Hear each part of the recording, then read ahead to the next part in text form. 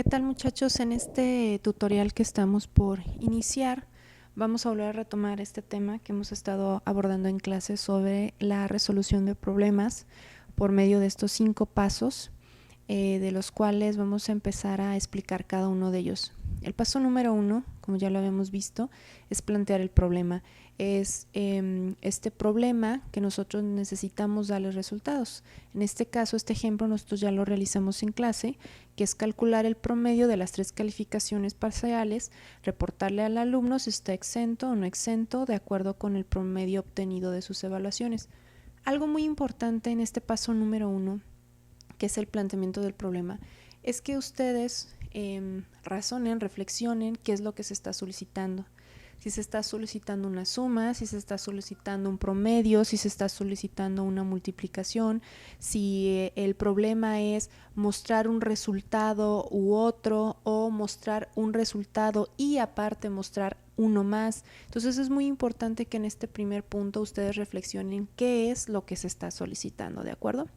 Porque posteriormente pues esto lo va a impactar muchísimo sobre el desarrollo de los siguientes 5 pasos.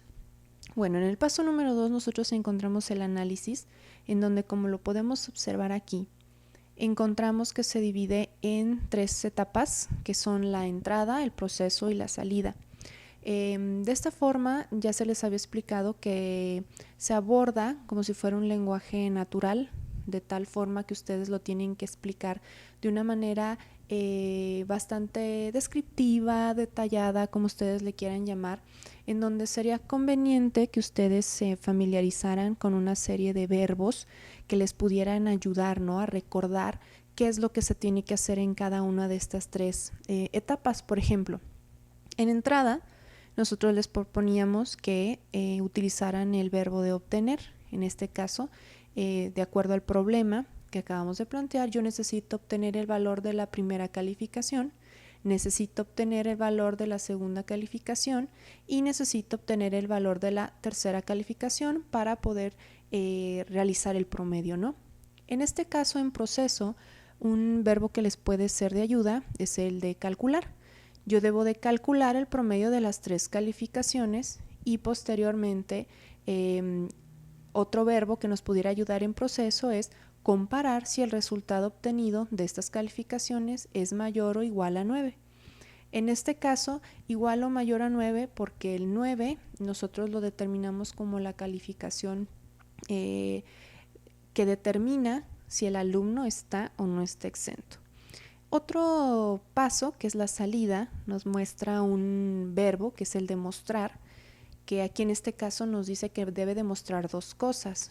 La primera es si el promedio es mayor a 9, debe de salir al alumno la palabra exento, pero si al contrario nosotros debemos demostrar si el promedio es menor a 9, se va a mostrar la frase de no exento, ¿de acuerdo? Algo bien importante en este segundo paso, que es el de análisis, es que nosotros vayamos como desglosando cada uno de los pasos que vamos a realizar.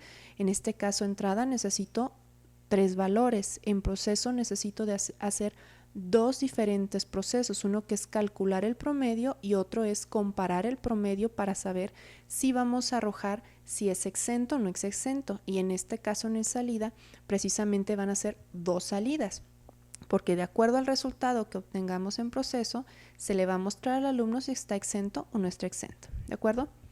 El siguiente paso, que es el paso número 3, nosotros necesitamos desarrollar el algoritmo. Después del lenguaje natural, que es un lenguaje descriptivo, nosotros vamos a comenzar a sintetizar a través del verbo que nosotros estamos utilizando, verbo y verbo, y a su vez lo vamos a sumar con sus variables. En este caso, nosotros en análisis ya fuimos escribiendo las variables como para irnos, como para tenerlo de guía, ¿no? Entonces, en este caso, en el algoritmo es nada más poner el verbo y su variable. En este caso, cuando yo necesito obtener la primera calificación, mi variable yo le puse que era CP1. Y si lo notan aquí, es la misma variable que está acá.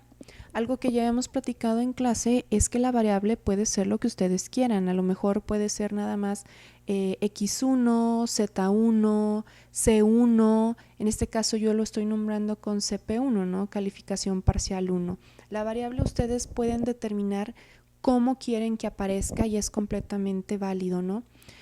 A su vez en el algoritmo, en el número 2 necesito obtener la calificación parcial del segundo, por eso pongo CP2, obtener la calificación parcial del tercero, por eso pongo CP3. Al estar hablando de calcular el promedio de las 3 calificaciones, nosotros platicábamos en clase que en proceso, este paso nos determina que nosotros debamos de construir una fórmula. Mencionábamos también que es muy importante que ustedes usen la jerarquización, ¿no?, de los elementos matemáticos que ustedes necesitan implementar para dar la orden de qué es la suma o la resta o la multiplicación, la división de lo que se vaya a hacer. De acuerdo, en este caso, la suma que se diseñó fue que P, en este caso, no sé, promedio, es igual a la suma de CP1, CP2, CP3, y posteriormente que se tiene esta suma, por eso se tienen los paréntesis, se dividen entre 3 para poder sacar el promedio. A su vez, en promedio, nosotros vamos a encontrar más adelante que nosotros este promedio lo necesitamos comparar. Que si se dan cuenta, aquí dice comparar el resultado obtenido si es mayor o igual a 9. Entonces nosotros ponemos el verbo comparar y en este caso esta variable que dice que promedio debe de ser mayor o igual a 9 para poderse considerar exento y al contrario para poderse considerar no exento.